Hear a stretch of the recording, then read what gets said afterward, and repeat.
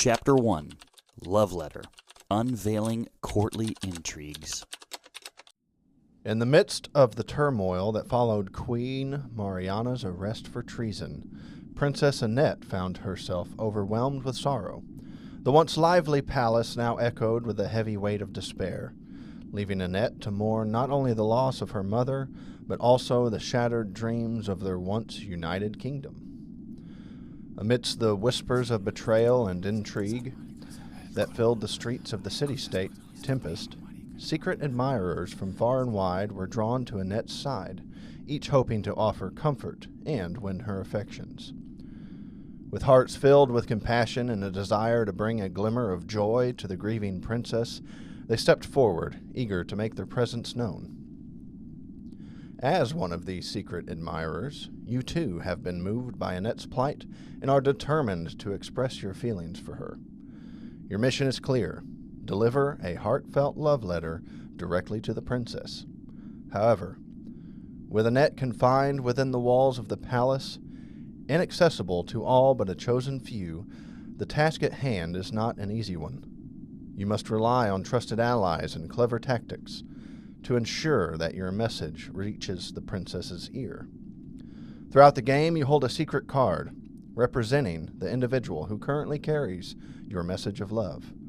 With each strategic move and careful maneuver, you seek to ensure that your chosen messenger remains closest to the princess by day's end, ensuring that your words of affection reach her before all others. In this delicate dance of courtly intrigue and affection, every decision you make could mean the difference between success and heartbreak as you contend for the chance to capture the heart of the princess and offer her a ray of hope amidst the darkness. Welcome And welcome to Board Game Doctrine. Bringing theology to the table. Literally.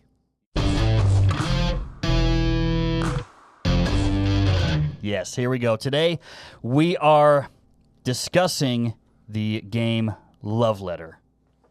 It's a card game. We have it here for first edition and second edition.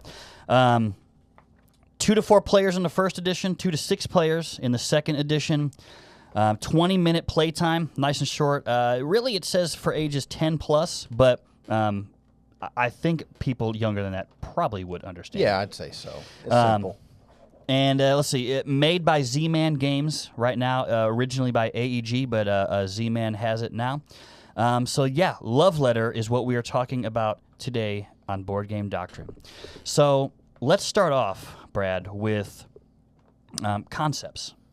What are the main thematic concepts of Love Letter? Well, I say the main thematic concept is love. It's in the name. It's literally in the name. Love is probably the main thematic concept, and by thematic concept we mean what is the story of this game. This is a game that you could literally play with pieces of paper with numbers on it and the description of the card. You don't necessarily need, so to speak, the theme of this game. But what they've chosen to do is you are delivering love letters to the princess. So the main thematic concept is love, I would say. The main mechanical concept, and by mechanical, we mean how do you play this game? What are like the rules? What's the main thing that you're doing? So something like a more popular game like Yahtzee, the main mechanical thing is dice rolling.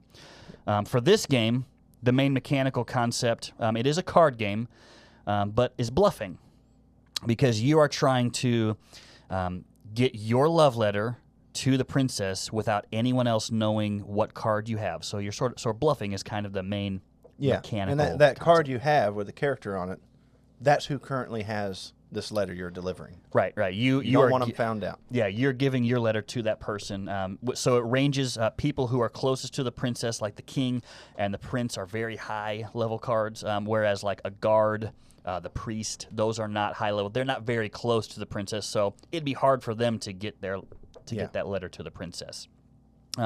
So love, thematic, mechanical is bluffing. So we're going to get into like the gameplay and stuff in a little bit, but first let's talk about how this game sort of connects with our faith. There's a few things, a few aspects that this game can tie in with the Christian faith. One of them I have is wisdom and discernment. Is a connection. Yep. Who's the best person to carry along your letter? Who's less likely to get caught? Yep. Yeah.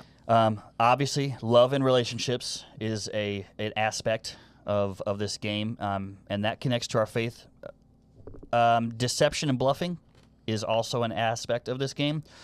And then you could say that idealizing love is an aspect as well, and that's more of a negative aspect, like the deception and bluffing, a little bit more negative, but idealizing love can relate to Does she even know you? Yeah. I don't know. And how badly do you want to get your letter to her? Yeah. Are you starting to idolize that? Okay, so let's talk about each of those connections with the faith, and talk about some biblical references for each of them. Yeah. And the way we kind of laid this out is we've got some positive aspects, we've got some negative aspects. Yeah. So when you sit down to play this game with your children or your friends, you can talk positively about some things, you can talk negatively, and again, just teach them biblical truths through what we're doing here. So let's talk about the first positive aspect that I mentioned, and that's wisdom and discernment, okay? The verse I have for wisdom and discernment is Proverbs 2:6-7, and it says, "For the Lord gives wisdom. From his mouth comes knowledge and understanding. He holds success in store for the upright. He is a shield to those whose walk is blameless." Okay? So, a couple things. Let's talk about how wisdom and discernment tie into love letter. You sort of already mentioned it. Who do you want to be delivering your letter? Who's going to be the best person? That's sort of thematic, but what about as you're playing? How do you use wisdom and discernment as you're playing? One way would be there's only a certain number of cards, and depending on the number of players, you can assume that certain cards are probably going to be out there. You've seen other cards that have been played.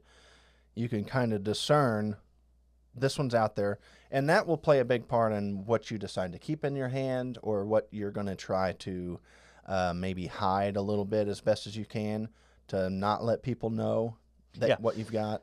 And just an example of that is there's two barons in the game, in the whole deck, and one of the cards allows you to guess what card another player has, and if you guess it, they're out of the round. So, using discernment, you could see, oh, hey, two barons have already been discarded. I'm definitely not going to guess baron for this person. It sort of narrows down what that person could have. So just a little bit of discernment in there.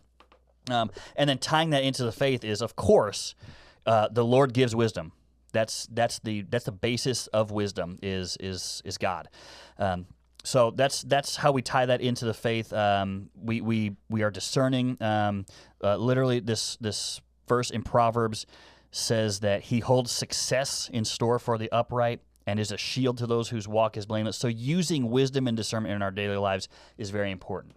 Yeah, absolutely. And we can learn it from this game. Okay, second, do you have anything to add to wisdom discernment? Nope. Okay, second positive aspect is love and relationships. Obviously, called love letter, like we mentioned, it's literally in the name. So how that does... was me showing you that I love you. Oh, thank you, Brad. Yeah. I feel very loved. How does love and relationships play a part in this game? Well, I mean, it's in the name. In the name. You're looking to deliver a love letter to this woman. So you are being loving to her. You are being loving to her in a way. And how that plays out, really however you want to. Yeah, I mean, like you mentioned in that opening story, the storyline for this game is that the queen has been arrested for treason. Yeah. So, I mean, you are trying to comfort the princess and show her affection and your love for her. Yeah. Ease her in her troubles. time of troubles. Yeah, but I do think it is kind of funny. It's like, the princess is upset, so it's like you're sending her a letter like, I'll marry you. Yeah. Yeah. Okay. Hey, do you want to be happy? Yeah. Just look at me. This guy. No, don't look at him. Read my letter. Exactly. But to tie that into Scripture, 1 Corinthians 13 is the most read verse, I'd say, about love in the Bible. Like every wedding you've ever gone to. Every wedding has this. Love is patient, love is kind, it does not envy, does not boast, it is not proud, does not dishonor others, it is not self-seeking, it is not easily angered, keeps no records of wrong. Love does not delight in evil, but rejoices with the truth. It always protects, always trusts, always hopes, always perseveres. And you can go either way with this. You can be teaching, hey, these are things that love is, and look at what we're not doing in Love Letter. Like, love is, it does not dishonor others, but we're literally trying to take down the other players. Yeah. So are you really loving the princess, and are you really loving your other? So, you could go either way with that one, how you're loving, really. And then, of course, there's the verse, God is love. Yeah. So just the literal foundation of love is God himself. Yeah. So it's just it's an easy segue to talk about love when you're playing Love Letter. When you're playing Love Letter, yep. Easy segue. So a negative aspect, and this is more mechanical than it is thematic, but deception. It can be thematic, I suppose, as well. Yeah, courtly intrigue and that kind of stuff. So deception, you're trying to deceive people. Ephesians 4:25 says, "Therefore, each of you must put off falsehood and speak truthfully to your neighbor, for we are all members of one body." So honesty and truthfulness obviously is very important to the Christian life, and it's not that important to the game of Love Letter. No. Brad, if we're playing and you ask me, hey, do you have the princess? I would straight up say no, even if I had it in my hand. And I'd be understanding. And you would. I would, yeah. And for one, you'd believe me. Yeah. And then when you figured out I was lying, you'd be like, oh, yeah, that makes sense. Yes, of course. He's never lied to me before. Of course. So this is one of those where you can teach on the negative side. We're not supposed to be doing these things. We mentioned in our first episode of when we introduced the podcast that we lie in games and we still have fun. Yeah. But we want to have the fun, but we want to make sure we're teaching, especially our children, like, hey, I know we're doing this in the game, but deceiving people, that's not how you're supposed to live your life. Right. If you're going to go through life and you've got people that lie to you all the time, you're probably not going to associate yourself with them in any way. But you can teach through this. There are ramifications for lying in the game. It doesn't really specify like what happens if someone's letter is found, but that deception. I don't know where I'm going with that. Hey, I do. Okay. Thematically, if you get caught with your card, the princess is embarrassed that you wrote her a letter and throws it in the fire. Ooh, yeah. That's what the storyline is. So, if you get caught deceiving and lying, even thematically, your love letter gets thrown in the fire and you're out of the running for the princess's love. Destroy all the evidence. And how that plays out in the game is when you get caught deceiving and lying, you're out of the round. I remember where I was going. There you go. So, especially with the church body, the church, honesty is top. It's in the top 10. Yeah.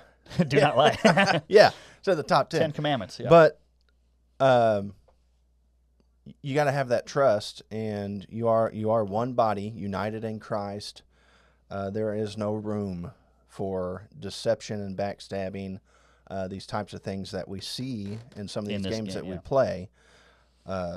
So that's a great talking point. Yep. There. Why is it important to be truthful? Why is it important to not deceive anyone? What are some of those ramifications? Yep. All right. And then finally, I have a negative aspect, idealizing love.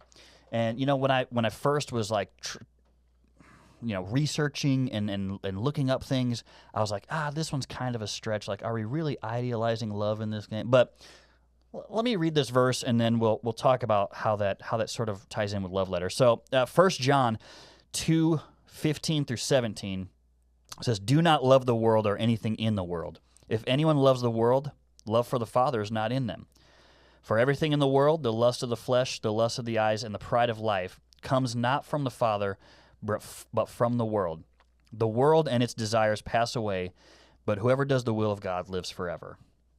So I was, again, sort of thought it was a stretch, but then I really got to thinking about it, and are you sort of doing those things as you're playing Love Letter?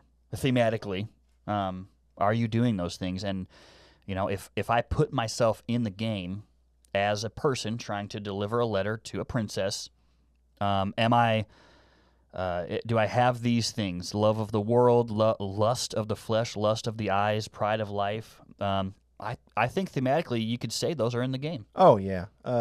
Yeah. Whether, you're marrying a pretty princess, lust of the body, or you're lusting for the power that would come from marrying the princess, or hungry for the throne or whatever, that power, money, fame, any of that. Yeah. And I obviously understand that not everyone who plays Love Letter is going to get as deep and intense it's such a quick game, as we probably would, because when we play games, we get deep in them, and I put myself in the game, a lot of times when I'm playing. So I know a lot of people won't do that, but just know that is part of Love Letter, is idealizing the love that you have for the princess, especially when you're doing all that you can do to rid everyone else of their letter and keep your, that's where you're idolizing that love a little bit. Yeah. So, idolizing love. So those are just, again, these are not exhaustive things that we're talking about, but these are just some aspects that you can teach as you're playing Love Letter. These are some positive and negative aspects both of the game. So let's talk about the game. Now that we've talked about the theological concepts, let's sort of explain how to play, because some of you listening or watching might be saying, "Oh, you guys are saying all these things like barren and delivering love. Like, I have no idea what you're talking about because I've never played this game." So let's talk about how you play it, and we'll review kind of some of the elements of it. So, like we mentioned, our goal is to deliver a love letter to the princess while avoiding pretty much everyone else. Each person draws a card right at the beginning, and that card will say something on it. So, Brad, what'd you draw there? Here I got a guard. Okay, it's got a big one at the top. That's important. Yep. And let's just talk about that. The number on the card is like most games, not all, but like most games, the higher number you have, the more likely you are to win. So a 1's not a very good card. Yeah. But what it represents thematically is how close you are to the princess. Yeah. So as a 1, the guard's not very close to the princess, but they're just in the castle doing their job. Yeah, they maybe never even have talked to the princess. But there's a go to number 8 there. Okay, so 8 is the countess. Bestie. Best friend. Go to a 9. What's a 9? Oh, hot dog. That's a way on the bottom. The 9 is the princess. Princess. So literally, you're delivering your letter directly to the princess if you end the game with this card. Highest number is the best number to win. Not only does it have a number on it, but it also has an instruction on the bottom. Okay, so what's number 1 the guard do there, Brad? Like that guard, it's choose another player, name a non-guard card, and if that player has that card in their hand, they're out of the game. So that's pretty self-explanatory as far as the mechanics of it go. Thematically, that would be the guard searching around and saying, "Hey, Baron, I see you have the love letter. Yeah, get out of here." Okay. So each card has its own sort of instruction and what you are to do with that card. So you start off with one card. As play progresses around the table, you draw a card, and then you discard a card. So if I had, Brad, you just had the guard and the princess. If I had both the guard and the princess, I'm not discarding the princess because I want to win, right? I'm going to discard the guard. I'm going to do what the guard says. But the princess says if you play or discard this card, you're out of the round because she's caught with the love letter, throws it in the fire, like I mentioned earlier. So obviously you wouldn't want to discard that one anyway. Right. You would want to discard everything else besides that. It's just real simple, real quick. You have a card in your hand. You draw one, you discard one. And then you do what it says. Yeah, whenever you discard a card, you do what it says. Yep. So ways that you can discard the princess would be other players playing their actions, or if the guard guesses that you have the princess by discernment and deduction, then obviously you're out of the round because you have to show it. So very quick, very simple. Draw, discard, do what it says. Next person's turn. Okay. Last person in the round wins the game. Play continues if you have more than 2 players. If one person's out, the others keep going until it's one person left. Yeah.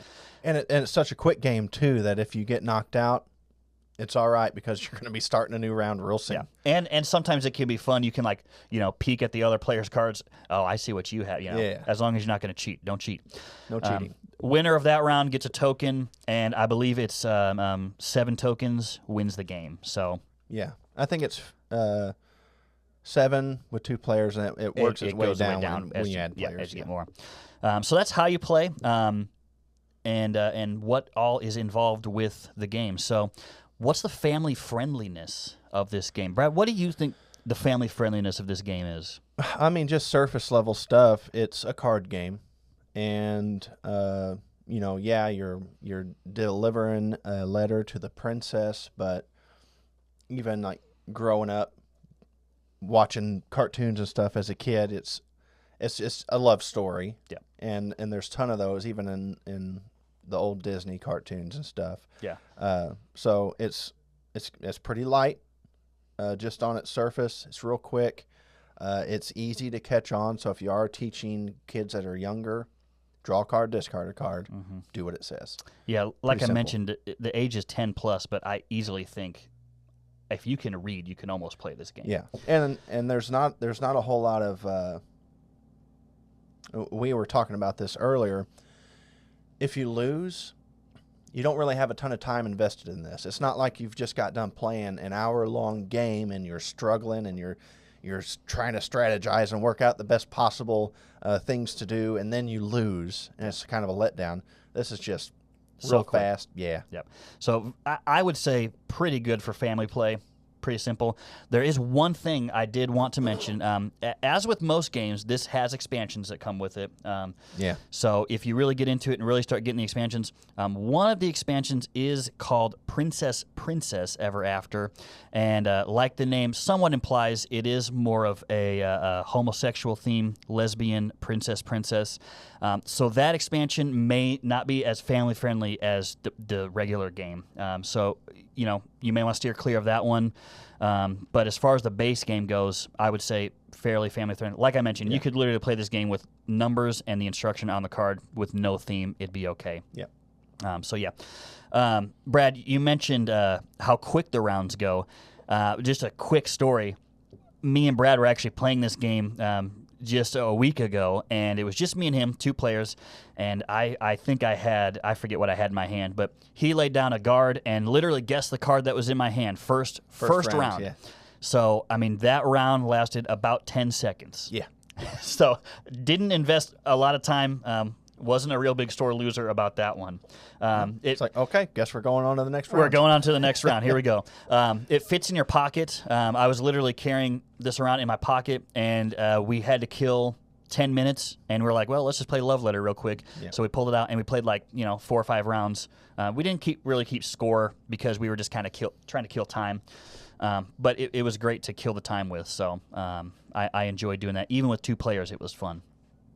So let's go on to family engagement. We talked about the family friendliness of it, but and we talked about the biblical elements, but what are some things that you, as Christians, as parents, can bring up as you're playing? So the way this is going to work, we're going to sort of give you some prompts or some questions that you can ask.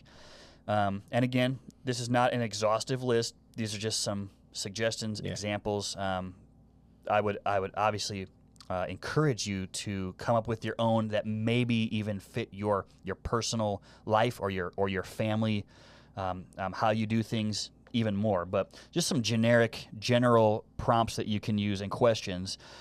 talking about wisdom and discernment. You could ask, how do the mechanics of Love Letter encourage players to use wisdom and discernment in their decision-making? We talked about that already, how that happens. That's sort of the baseline question. How do you use wisdom in this game? How do you use discernment in this game? You could also ask, go straight to Scripture, can you think of any biblical stories or teachings that emphasize the importance of wisdom and discernment in relationships or decision-making? So, what stories can you think of where the person used wisdom?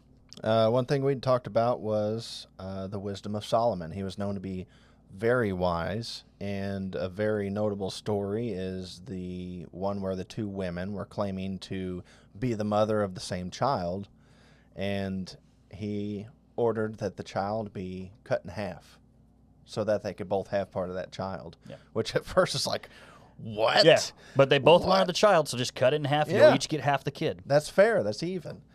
One woman said, fine, go ahead. The other woman said, no, don't want that to happen to the child. She can just have the child. Solomon, using the wisdom that he received from the Lord, knew that the woman who said to just give the child to the other woman was the actual mother, because she didn't want any harm coming to the child. Yeah. So there's some great ways to talk about biblical stories like that when you're talking about wisdom and discernment. Talking about wisdom, for sure. Discernment, yep. How can we apply the principles of wisdom and discernment from the Bible to our interaction with others, both in games and in real life? Quit lying. Yeah. Quit lying. Quit lying. Be truthful. I mean, the one thing that stuck out to me was that wisdom comes from God. So whether that be in the game or even outside the game, wisdom comes from God. So, seeking guidance from Scripture, praying for wisdom, seeking advice from wiser people than you is a wise thing to do. So those are just, again, some things you can explain with your kids or your friends, wisdom and discernment. Love and relationships, we can talk about how does the theme of courtly love in Love Letter reflect different aspects of love and relationships. There's romantic attraction. There is love and relationship with the other players or other characters of the game. So there's several ways that relationships and love can come up in Love Letter. Mm-hmm. What does the Bible say about different types of love? You have the different words, if you will, of love in the Bible: agape love, phileo love, eros. So you have different loves, and this. If you're going to go this far with this game, I would say this is more of an eros type love, which I'd is say so. Romantic love, I guess is what you could say for that. And I've heard a good description of eros love, or that romantic love, like you see in the marriage setting between a man and a woman. That romantic love is a lot like a fire. And if you've got it in a fireplace where it belongs, then it's going to warm the home. It's going to bring heat, life. It's going to be comforting. You get it outside of that fireplace where it's not supposed to be, then that's where you start having issues. Yeah. So where does the love belong? Yeah. And the different types of love, where do they belong? So you could also ask, and this is sort of almost a meta question: how can we demonstrate love and kindness towards others, even in competitive situations like playing games? So the things you learn about love from playing Love Letter, how do you apply that while you're playing Love Letter? How do you apply that while you're playing a different game? Yeah. I learned that I should not be deceptive towards another person from Love Letter, so I'm not going to do that. Now, that's going to be kind of hard to do in Love Letter. Yeah, it's going to be hard to do in Love Letter. It's going to be hard to win if you do that. But just most of the time we were playing with people that we love, whether it's family or friends, and just keeping in mind, these are people that you love. If you lose or win, either way, you're enjoying that time. It's a time that's meant for you guys to be bonding and just enjoying each other. Don't be a sore loser. Don't gloat. You guys, it's a game, okay? It's a game. Yeah. All right.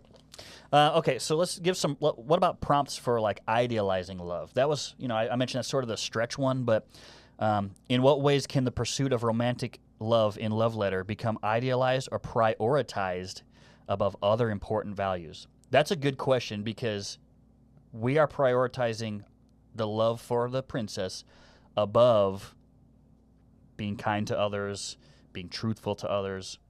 So that's a good question to ask, especially thematically, as far as Love Letter goes.